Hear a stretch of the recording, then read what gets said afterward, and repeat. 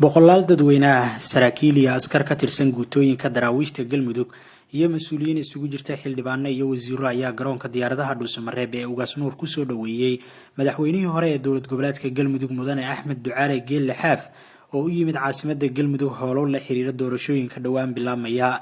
wafdiga madaxweynihii hore ee galmudug oo ay qayb ka ahaayeen xildhibaano iyo madax kale ayaa gudaha garoonka ku salaamay bulshada soo dhaweyntooda isugu soo baxday oo u muujiyay dareen gacaltooyo oo la xiriira doorkiisii dib u heshiisiinta galmudug iyo suuragelintiisii in maamulku u soo guuro magaalada dhuusamareeb ee xarunta maamulka odayaal dhaqan xildhibaano iyo madaxda ururada bulshada rayidka ayaa ugu horeyn ka hadlay masraxa soo dhaweynta ee gudaha madaarka madaxweynihii hore oo ummadda mideeye la yidhaaho magaciisa ayaa waxaan ku soo dhaweynahayaa inaan dadka meeshaan jooga ama gobolka jooga caasimadda dhuusamareeb inay ku sugahayeen kuna soo dhaweynahayaan si kalgacayl leh oo aan kala har lahayn oo aan dhallinyaro iyo waayeel iyo culummo iyo caamo yaan ku soo dhaweynaynaa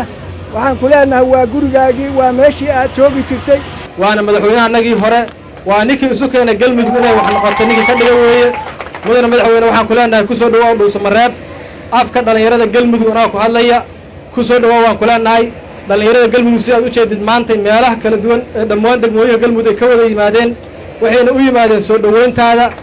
inay garab taagan yihiin haddii ilaahay yidhaahdo wax kasta ood u abaatana waa kula garab taagan yihiin ahay madaxweynihii ka shaqeeyey inay galmudug isku timaaddo midoobaan walaaloobaan inaan mar kale maan ku midowna caasimadda galmudug aadaan ugu faraxsanahay madaxweyne waxaan ku leenahay ku soo dhawow galmudug waxaan rajaynayaa inaan tahay madaxweyne mudan in loo abaal celiyo mudan wuxuu soo maro dhiba in looga abaal celiyo mudan inaan lala tartamin mudan in la garab istaagana taan aaminsannahay anoo afka xildhibaanada ku hadlaana waxaan ku leenahay madaxweyne soo dhawow insha allah madaxweynihii hore ee galmudug mudane axmed ducaale geelle xaaf ayaa dhankiisa mahadcelin kadib dowlad goboleedka galmudug u rajeeyay in doorashooyinku ugu qabsoomaan sida ugu habboon uguna hufan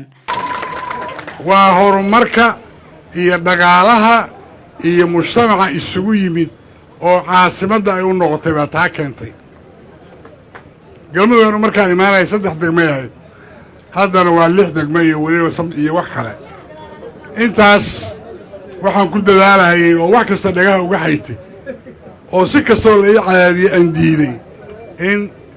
ay sidaan sii ahaato caasimaddu iyo inta u dhow oo dhan aad iyo aad baan maaragtay idinku mahad celinayaa si aad maanta ii soo dhowayseen amaalkaygana waa ka heli doonaa waan u malaynayaa haddii dadku ii amaalgudi waayo ciiddaa ii amaalgudaysa dhuusamareeb ilaahay waxaan ka rajaynayaa inaan ku guulaysanno waxa aan raadinayno ayaan ilaahay ka rajaynayaa waxaan rabaa waan wada joognaa waana wada shaqayn doonnaa hadda uun khudbo badan iyo wax badan inaan jeediyo ma doonayo laakiin waxaan ilaahay ka rajaynayaa dhuusamareeb inay noqoto mid aad loogu soo wada hirto cabdullaahi warsamo rooble warbaahinta qaranka dhuusamareeb.